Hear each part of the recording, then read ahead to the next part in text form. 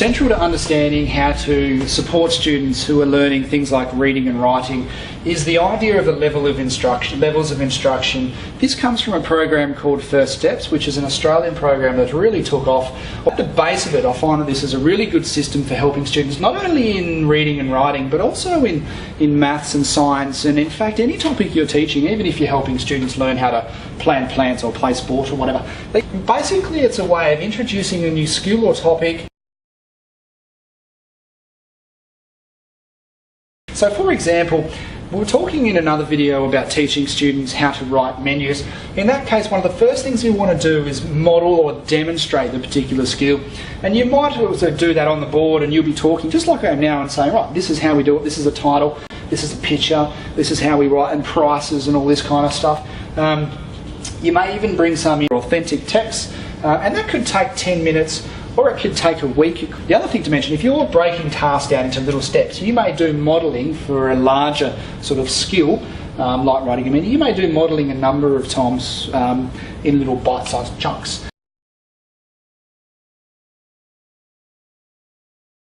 The thing to do is share what they call shared writing, or what it basically means is you'll then, let's say you're on the board and you'll be the scribe, and you'll have, say, your menu, your title up the top, maybe your restaurant, and you'll get all the students to give you ideas, and you'll sort of guide it a little bit, but you're getting students to come up with the ideas. So, right, okay, we're going to have our burger. What are 3 different types of burgers we can have?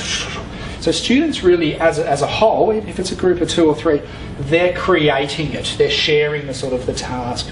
And you're the scribe. You're still facilitating. You're still in charge. For example, you could use big butcher's paper to do that, sitting down with the students.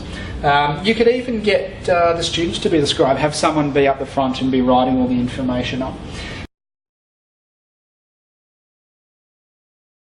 The next thing is your guided instruction and your guided writing, and that would be a case where you would maybe set a job for students and say, okay, I've half written this menu, and here's a copy of it. I want you to write all the prices in. So that would be guided. You're giving them something of a template, I guess, or an idea of exactly what you want, and maybe doing some portion of it for them.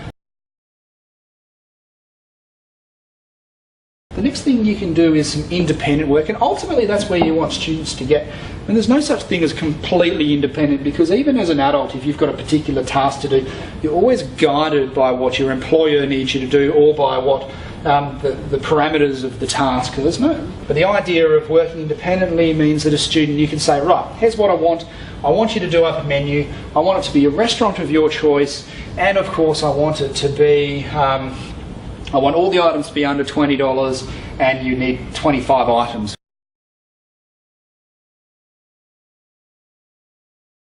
Levels of instruction, really important. The idea is that you're getting students to eventually be able to do it independently without you helping them. So it does apply across a broad range of subjects. Even with adults, this stuff is really important. Levels of instruction.